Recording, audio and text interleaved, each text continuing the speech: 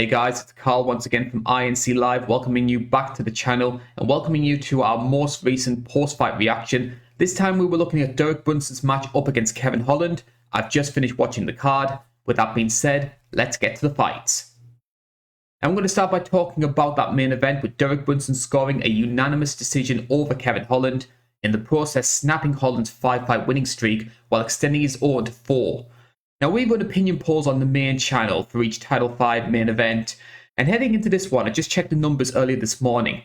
The subscribers on the poll picked Kevin Holland to win 81% to 19, so that's one of the most lopsided wrong decisions they've taken so far. Now, a lot of the comments on the post itself were very hostile towards Derek Brunson, and that surprised me because I actually picked Brunson to win this one going into it. I thought it was a major jump for Holland in terms of his exposure, being his first UFC main event, but also the level of opponent was a lot higher than what Holland had faced before. Yeah, you could argue Jacare Souza, but Jacare is a guy, in my opinion, who's well past his best, so I don't think that carries as much weight as it would have done, say, 5 or 6 years ago. Brunson's been in these positions many times before. But also, Brunson's style was going to exploit the big hole in Holland's game, which was his wrestling, and that's how the fight played out. Once Holland slipped on that early exchange, Brunson scored the free takedown. The template of the fight was set immediately. Now, Brunson realised Holland didn't have anything to offer off the back, and more than anything, Holland seemed, dare I say, quite content to just stay in that same position. He wasn't really fighting to try and get back to his feet. He wasn't throwing his legs up, trying to go for a submission. Yeah, a lot of people could say, yeah, he was just waiting for that big knockout punch like he did against Jacare, but that was as fluky as they come. You'll be very, very hard-pressed to see anything like that in the UFC for a while. I saw a lot of people criticising Holland for this, making it seem as if he wasn't taking the fight too seriously and was more interested in sort of like entertaining and playing up to the fans. I can understand where they're coming from. Like, if you watch, say, Breaking Bad, like, yeah, you'll enjoy Saul Goodman bringing the comedy relief, but when it gets to the crunch, you want things to be a bit more serious. And being in a UFC main event with a lot of fanfare, a lot of hype behind you, you felt that that fight was the moment for Kevin Holland to start being a bit more of a serious fighter. At the same time, I know from my own first-hand experience that some people do like to try and take things a little bit light-hearted, try to distract themselves so they're not overthinking about what they're doing and perform better as a result. Maybe Kevin Holland's that kind of person. I don't know him on a personal level, but from my own personal perspective, that's maybe a reason why he was behaving the way he does. Kevin Holland's always going to be a fun fighter, and I can see him having great matches with guys, say, outside the top 15, like the Ian Heinishes of the world, that sort of ilk. The UFC wanted to see if he could be something more, and the proof was in the pudding with this fight. At this moment in time, he's not. And that brings me on to Derek Brunson. Now, I'm not going to sit here and say that Derek Brunson's going to be a future champion, but the level of venom the guy gets about his skill set and about who he loses to, that sort of thing, is completely unjustified. Derek, for me, is a perfectly serviceable top 10 fighter. He's a decent all-rounder, he's got good power, good conditioning, great wrestling. That's probably his biggest strength, is just how powerful he is. But with flaws a top-level fighter can exploit. That's the reason he gets put against like the Shabazians or the Kevin Hollands or the Ian Heinishes of the world. He's a perfect litmus test to see if the guy is the finished article and expose the flaws of those who aren't. Ian Heinisch didn't have the cardio. Brunson proved that. Shabazian wasn't mentally strong enough. Brunson proved that. And in this case, Kevin Holland didn't have the wrestling. There's a reason only the top guys beat him. You look at the guys who Derek Brunson's lost to. It's like Yoel Romero, Anderson Silva, Israel Adesanya, Jacare. So he only loses against the best of the best. Robert Whittaker as well. We've had 3 straight fights now with Brunson holding the gate and turning all these prospects back.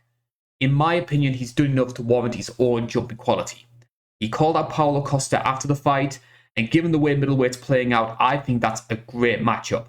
We don't know if Costa's mentally in the right place after the Izzy fight, and you've got to remember, Costa never faced the Brunson gate on his way up. He jumped straight to the Romero fight, got that win, which was a little bit questionable, and then got the fight with Adesanya. So I favour Costa in that matchup, but who knows? Brunson might just be another one of those Michael Bisping sort of types, or Jan Blachowicz. who finally puts things together when others have written them off. I personally have seen an upturn in Derek Brunson's performance. I hope that he can maybe take this boost in confidence and maybe push on and maybe become sort of a top 5 fighter, maybe be that sort of dark horse in the division. He's certainly, based off the past 4 fights and the past 4 wins, done enough to warrant an opportunity to see if he could be something more. There's not much to talk about with the rest of the card. I saw one reporter make the point that a third of the fighters on the card were Contender Series alum. And I think this card helped in some ways to highlight some of the flaws on that show. Now, don't get me wrong, a lot of the guys on the card are very good. But in a lot of cases, they lack that sort of extra something that makes them a quality product. The one that stuck in my head was Cheyenne Bays. She fought a girl in Montserrat Corneo who pretty much had one tool. It was the head and arm throw. It was controlling someone from scarf position. And yet, despite Bays knowing exactly what Corneo was trying to do every single time, she couldn't do anything to stop that. Now, I watched Cheyenne Bays on the Contender Series. I thought she was a perfectly serviceable fighter. I personally wouldn't have given her the contract, but that's my own personal opinion. But she's a solid enough regional level fighter. But I think performances like that make you realise that some of these guys coming off the Contender Series aren't fully UFC level yet. You look at something like Harry Hunsuckle as well. Now, I know he took the fight on short notice, and I give him all the credit in the world for fighting a guy like Tai Tuivasa in, say, like 4 days. He had no place being on that kind of stage, and I kind of feel Tai knew that based on his body language after the fight. I mean, you're not going to turn down the opportunity to fight in the UFC, but he wasn't a UFC fighter, in my opinion. The card felt a little bit regional, sure, and that's the last thing you want from the UFC. There were some upsides, though. I'm going to go through them. I thought Adrian Yanez, once again, he is one to really look forward to. Like, you look at the guys on the Contender Series, yeah, I criticise some of them. But when you get a guy who has it, like the way Yanez does, he can crack a hell of a punch, 3rd straight knockout in the UFC. In my opinion, he's earned the opportunity of a top 15 fight. And if not, he should face someone who's just on the cusp of it. Someone like a Davy Grant, for example. I thought Dalitza and Trevin Giles was competitive. I think the judges made the right call. I know a lot of people were quite divisive on that one. Dalitza, another example of, for me, Georgian MMA is becoming a really, really strong product. And I think Dalitza is another example of that. Unfortunate for him, the result didn't go his way. Grant Dawson with that last-minute knockout does lose a bit of a punch when you see that Dawson was going to win the fight had the judges' scorecards been needed. But in the moment, when you heard what the commentators were saying, that Dawson maybe needed a finish to try and confirm the victory, to score it in the last minute and the way he did, very impressive to see. I thought Max Griffin, great knockout from him, even though I felt Song Kanan wasn't 100%. It was just, I heard some rumours that he got knocked out before the fight in sparring, and you could maybe sort of see some of that because he just seemed to have no resistance at all from what Max Griffin was throwing at him. I've got to give a call out as well to Macy Chasson. Now, I've spoken to Macy a few times on social media. I've followed her since she was fighting in Invicta. It's great to see her making improvements with her striking, and Mari Mano's, 43 years old, maybe past her prime, but she's a lot like Brunson in that she's one of those sort of like top 10 gatekeeper types. You get past her, you're worthy of maybe getting a little bit more attention, and hey, maybe you could be a fighter for the future. I certainly think that Macy's not the finished article, but there were definite improvements. I could possibly see like a Sarah McMahon or a Raquel Pennington, someone of that sort of ilk facing her next. So good call for Macy. I follow her on social media. Very lovely person to speak to. It was a rather mediocre card though. I felt it was one of those where you could tell the impact of having big cards around it, taking the better talent, and of course losing Gregor and Brad Vidal the way we did, that didn't help matters.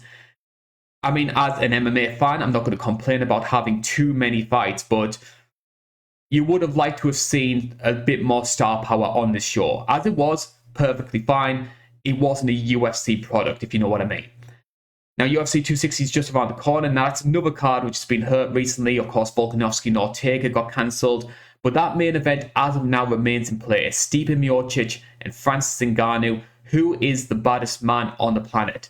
I'm going to have my own personal opinion on what happened in that card. That's coming in 7 days' time. I hope you can join us for that one as well. Please follow the channel, give us a like, subscribe, do everything you can to help us out. I've been Karl Bainbridge. This has been the INC. Thank you for watching.